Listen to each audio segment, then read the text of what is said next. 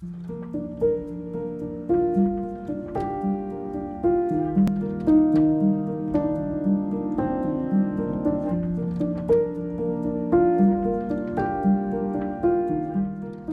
þá erum við komin til Danmörku núna. Ætlum aðeins að kíkja á húsakosti þar.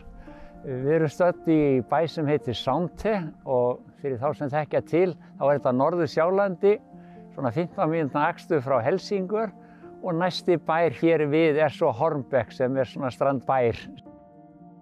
Við erum komin á bæ hér sem heitir Sántegård eða Sántibær og málið er mér svolítið skylt hérna vegna þess að dóttir mín, hún býr hérna og tengdasonur og ég hef svo fengið það ánægju að vera með þeim hérna á sumrin, þreskja, smíða og teikna fyrir þau. Þau hafa verið að gera upp allan húsakostin sem er hérna og ég ætla að skoða, við skoðum hann aðeins á eftir, en fyrst ætla ég að segja ykkur að þetta er herragarðsjörð sem er hérna og hérna fyrir neðan, við förum þangað og eftir er höll sem við köllum, já, slott heitir þetta á dönsku, Lensgarður. Hann var byggður rétt upp úr 1900 og sá sem að byggða hann, Harald hét hann var stórefnaður maður.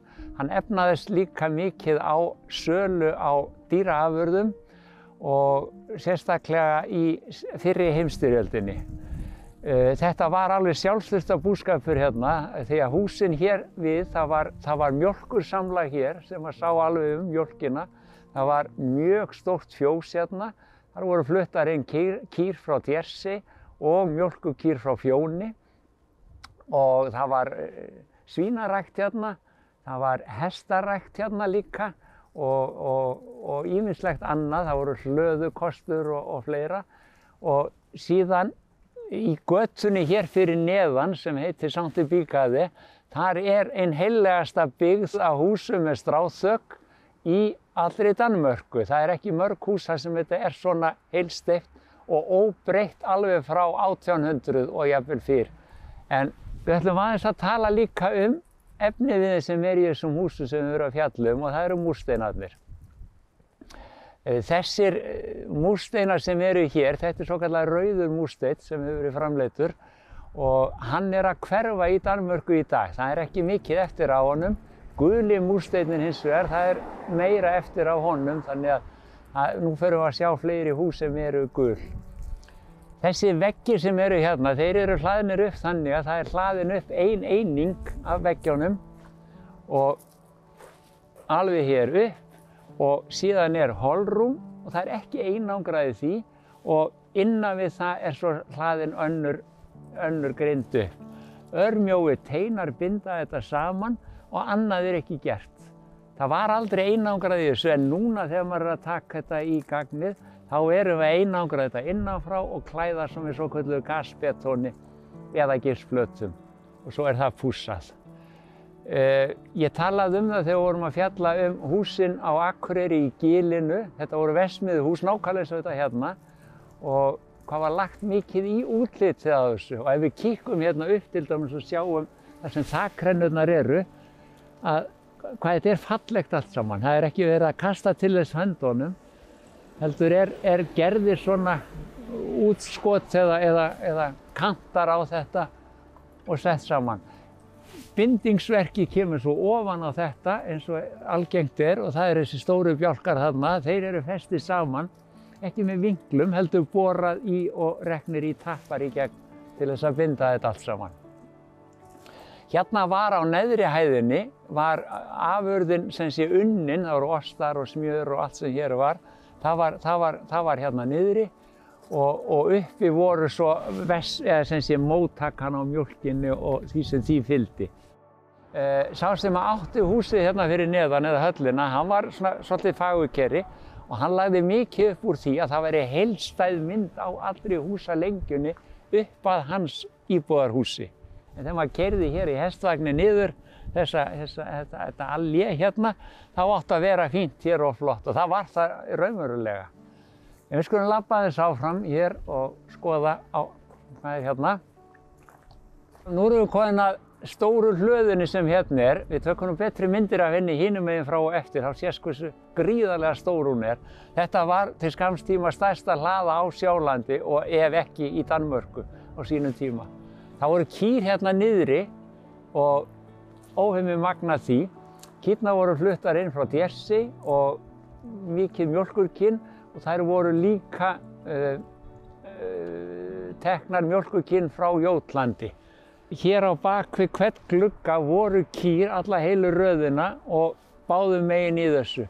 Upp á efri hæðinni, þetta er svo hátt, þar var fóðrið geymt, sem sé hálmurinn og allt sem far, og svo voru lyftubúnaðir og það voru taljur sem var hægt að keyra þetta eftir og sturta hálmnu niður til kúna niður í hérna fóðurgangana. Þetta hús er allt byggt úr þessum múrsteinum sem við vorum að tala um áðan og svo er bindingsverk, tréverk sem er afgangurinn. En þetta var farið að láta á sjá, þannig að það er búið að byggja stálgrindarhús inn í þessu til að styrkja húsið. Og svo bíðum við eftir að sjá hvað hægt verður að nota efri hæðina á þessu. Það hefur verið búin að gera hér tillögu að íþróttasölum og fleiru þarna uppi, eða spa, þar sem getur farið í svona heilsurækt, heilsubað. Þetta var alltaf niðurlotum komið hér og við settum nýja kvisti hérna og settum nýja gluggar í þetta allt saman og gerðar íbúðir hérna niður. En þetta er líka sem sé hlutin sem vorum að skoða áðan þar sem mjólkurbúið var.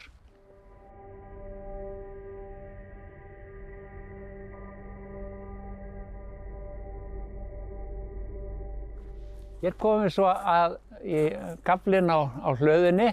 Þá komum við að íbúð hérna sem var, hérna voru engir gluggar í þessu, þetta var bara veggur hérna og þetta var róugeymsla í gamla daga. Líka verið geymdar hérna kartöflur og fleira og svo var hægt að fara með þær inn í og skralla þar inn í hlöðuna sem er hérna fyrir neðan. Þar voru vélar sem tættu þetta niður í fóður fyrir beljurnar sem voru inn í þessari hlöðu. Þetta teiknaði svo og gerði upp og smíðaði og þetta var verkstæði fyrir dóttur mína sem er leirkerasmiður og hún var með verkstæði hér inni sem sé brenniofna og verslun fyrir utan. Við notum þetta sem aðsetur fyrir þegar verið er að selja jólatré hér á veturnar. Hér er mikil jólatrésala í gangi. Það er að selja 300–400 jólatré og við förum með fólk út og leyfum því að höggva tré sjálft eða vill. Keyrum það á fjórhjóli hérna og mikið gaman. Og að öðru leyti þá er þetta selt hér. Það eru með eigin skó hér, báðum megin við sem að fólk getur, sem við tökum jólatrén og svo getur fólk farið þar út sjálft og saga sjálft niður sitt eigið jólatré. En í augnablikinu þá er listakona hérna sem leigir þetta núna og hefur aðsetur hérna í þessum rými hérna, þessari gömlu róugeymslu. Þetta er svo gömul hlaða hér sem var notuð í upphafi. Þetta er eina húsi sem hefur verið sett í raun og veru nýtt. Það kemur stálgrindarhús hérna ofan á þetta. Veggirnir voru endurgerðir og einhver tíman má setja glugga aftur í þessa hvítu gluggastæði sem eru hérna ennþá. En þetta myndaði allt eina heild hérna niður eftir og þetta var látið halda sér og lögð mikil áherslu á það. Það var ekki rifið, það hefði verið miklu einfaldara og ódýrara að byggja bara stálgrindarhús alveg niður úr, en það var ekkert inn í myndinni. Þannig að enn og aftur þetta með að það þarf ekki að rífa allt saman. Það er hægt að gera þetta þannig að sjónhæðin sé öllu sumun eins og í gamla daga, þó svo að það sé nýtt fyrir ofan hérna. Nú er þetta þannig að það hefur breyst búskaparhættir, þannig að kornið er selt á annan hátt heldur en hann var, þannig að það er ekki geymt lengur hérna og þar af leiðandi er þetta leigt út núna sem lager fyrir ylvatnsframleiðslu sem er í næsta húsi sem við komum í. Og við röltum áfram.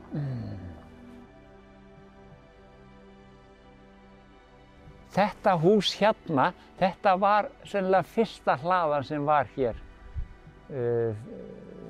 einhver tíman 1800 eitthvað svoleiðis sem hefur verið byggt.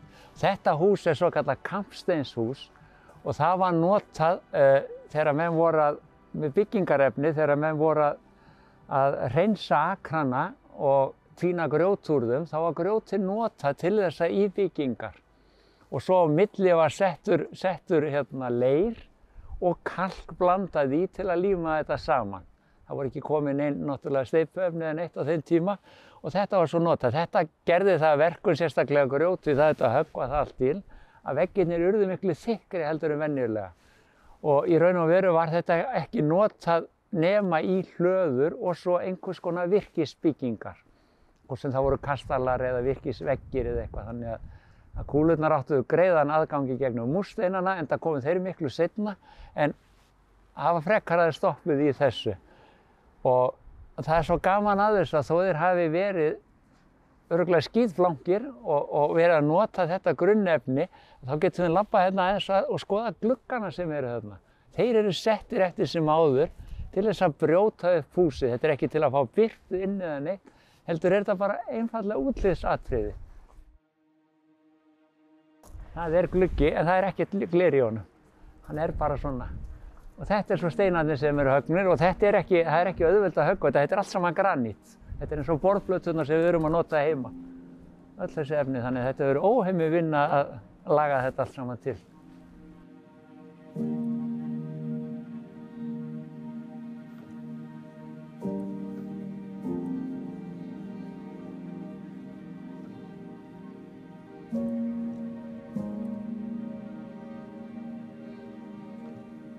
Þá erum við komin hérna upp á loft í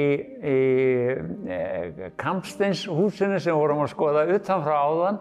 Hérna inni er þessi ylvatnsverksmiðja sem ég var að tala og við erum komin upp á efri hæðina því að niðri er sjálf verksmiðjan og við megum ekki mynda þar inni en hérna uppi getum við gert það. Þetta er allt burðarvirkið eins og allsstaðar hefur alltaf verið látið haldast og við sjáum það hérna allsstaðar. Það hefur gengið hérna eða fengið að halda sér eins og það var upprunalegt. Undir þessu, þetta var allt í niðurníðslu fyrir 20 árum þegar ég kom hérna, þá var verkstæði hérna undir og þetta er í raun og veru gömul, held ég megi segja hlaða, sem hafi verið hérna fyrsta hlaðan á bænum. En það er búið að taka þetta allt saman í gegn, það er búið að vernda alla þessa bita, halda í þá og við skulum labba hérna aðeins inn eftir. Þetta eru skrifstofur og svona fundaraðstöður og sýningaraðstöður fyrir hérna framleiðsluna hérna. Við röltum aðeins hérna inn.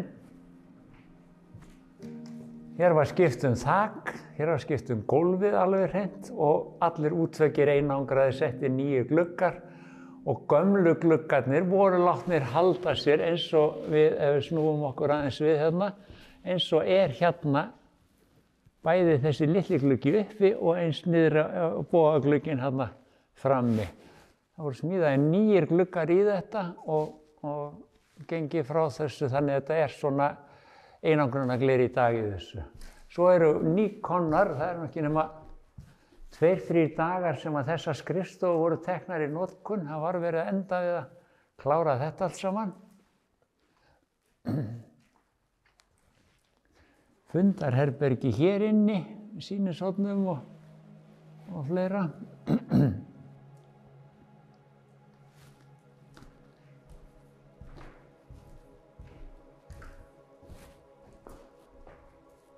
Og svo er þessi litlu rými hérna og þetta situr svona skemmtilegan svip á þetta allt saman. Við pússuðum upp bitana, þrifum það alla saman og svo eru þeir látnir halda sig bara eins og þeir eru.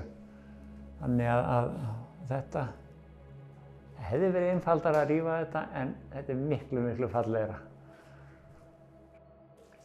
Það er svona verið að klára þetta. Við sjáum aftur þessa litlu glugga þarna sem eru svo skemmtilegir. Hringlugginn litli uppi. Þetta gerðu þeir í gamla daga þó að hefði kannski ekki neitt tilgang annan heldur en að vera fallegt.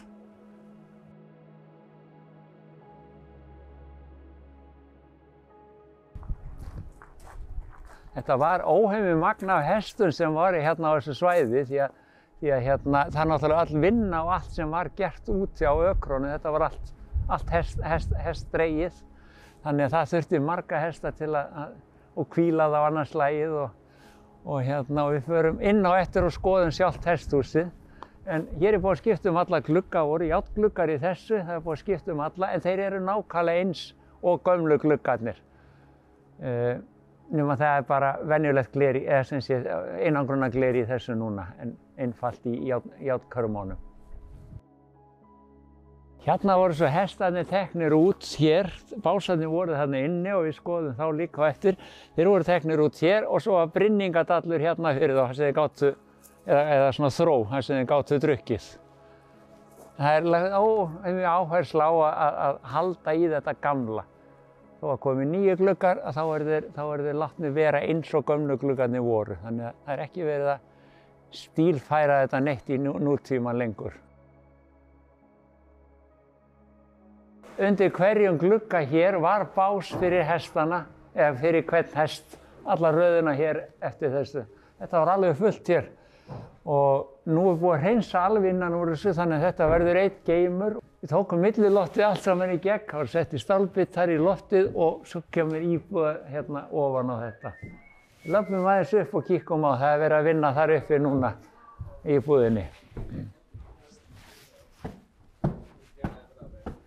Svo erum við komin upp á efri hæðina hérna og hér er verið að undirbúa allt saman og jafnvel þó að stálbittarnir séu, þá er haldið í allt gamla timburverkið hérna inni. Það er bara klætt utan á þetta en við notum sömu bjálkan alla saman og síðan er sett utan á þetta og nýjar sperrur og þak á þetta. Það var allt úr sig gengið. En númer 1 og 3, ekki henda þessu.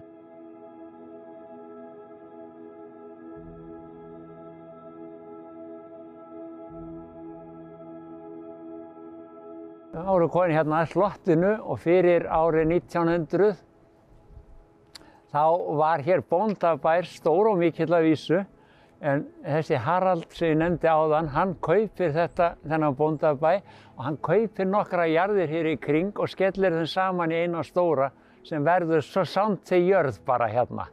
Og þetta eru í dag, þetta eru 300 hektarar og það sem ábúendurnir hérna núna hafa eru kannski 400-500 hektarar allt í allt sem verið að rækta. Þetta er allt saman korn.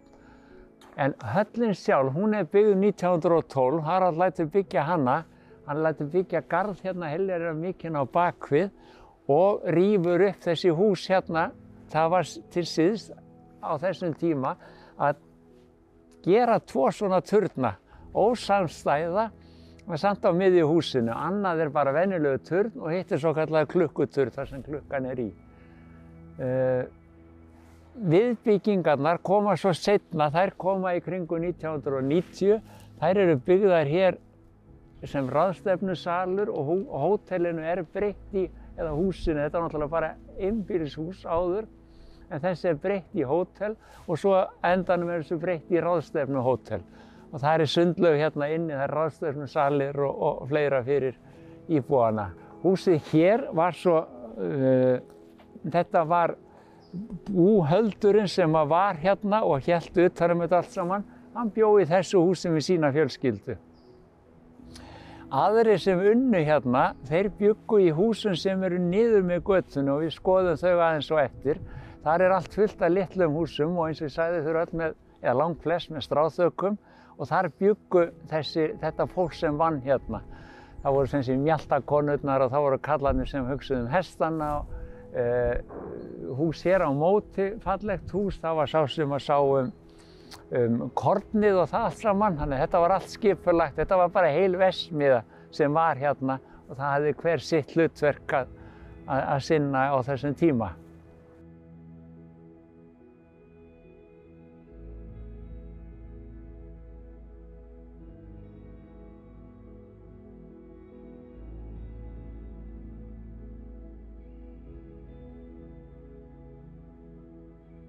Þá erum við komin hérna í svona miðbæinn eða já, getur kallað það svo. Og það sem er svo athyglisvert hérna, að í Danmörku það er engin bær, það er ekkert þorp eða neitt sem hefur ekki svona damm eða tjörn í bænum. Þetta er bara staðalbúnaður alls staðar. Og jafnvel það sem maður er að byggja nýtt, þá reynir maður að hafa þetta. Það er þessir örfáu þættir, það er tjörnin, það er samverustaðurinn eða torgið, og svo er það hús sem er sameiginlegt fyrir alla í hverfinu, þar sem menn geta komið og haldið veislur og annað. Þetta er nánast staðalbúnaður hérna. Þetta er hlutur sem okkur vantar heima. Við þurfum að gera þetta líka. Nú ættum að hreinsa þessa tjörn, hún verður fallegri í sumar, þá verður endur á þessu og ég ætla að segja frá því líka að þessi hús öll sem eru hérna, stráþakkarhúsin sem eru í götunni, áður fyrr, þetta voru allt íbúðarhús fólksins sem að vann við verksmiðjuna hérna upp frá mjólkursamlagið og kúabúið og allt saman. Það eina sem fólk óttaðist hérna, það voru þrumuveður og eldingar, að það lysti eldingu niður í þökin og kveikti í þau. Í kringum 1870 voru keyptar 2 dælur, sprautur kölluðu þetta. Önnur var sett í Helsingör og hinn var sett hérna í Sámti. Það voru svo mörg stráþakkarhús hérna. Það var að smíða utanum og þetta litla hús hérna, það er áhaldahúsið sem að sprautan var í eða dælan. Það var dælustjóri, við köllum þetta slökkvistjóri heima og það starf, það gekk í ættir. Það var sonurinn, næsti sonur tók alltaf við og var slökkvistjóri. Allir hérna í hverfinu sem að bjuggu hérna, þeir höfðu sitt hlutverk. Það var einn sem sá slöngurnar. Þær voru úr skinni á þessum tíma og þurfti að bera á það feiti til að halda þeim mjúkum. Það var einhver sem sá stigana, það var einhver sem sá að bjarga fólki út og svo framvegis og framvegis. Þannig að það voru allir þáttakendur og allir íbúarnir voru í slökkviliðinu. Og þessi dæla hérna, hún var notuð alveg til 1947, þá var loksins aflögð.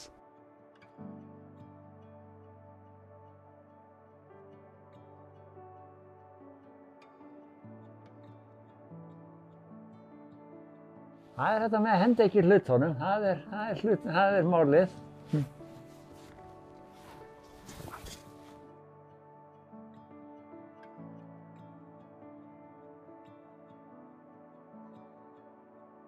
Hérna höfum við eitt af þessum litlu húsum, típist hús sem var byggt hérna. Harald þessi sem ég er búinn að nefna svo oft sem byggði höllina niður frá, hann lét byggja þessi hús. Hann var mjög hrifinn af breskum arkitektúr og þetta munstur eins og við sjáum í gaflinu hérna upp á húsinu, þetta er aldeilis ekki danskt, þetta er beint frá Bretlandi. Og það eru fleiri hús með þessu lagi og það er eins bakhliðarnar eru svona hallandi niður og fleiri hluti sem eru ekki típist danskir. En þakið er danskt og það er stráþak, eins og ég er búinn að nefna áður. Á flest öllum þessum húsum, það eru búið að endurnýja eitthvað af þessu. Stráþökin eru byggð upp úr svokölluðu kalla ég þetta rörgrasi.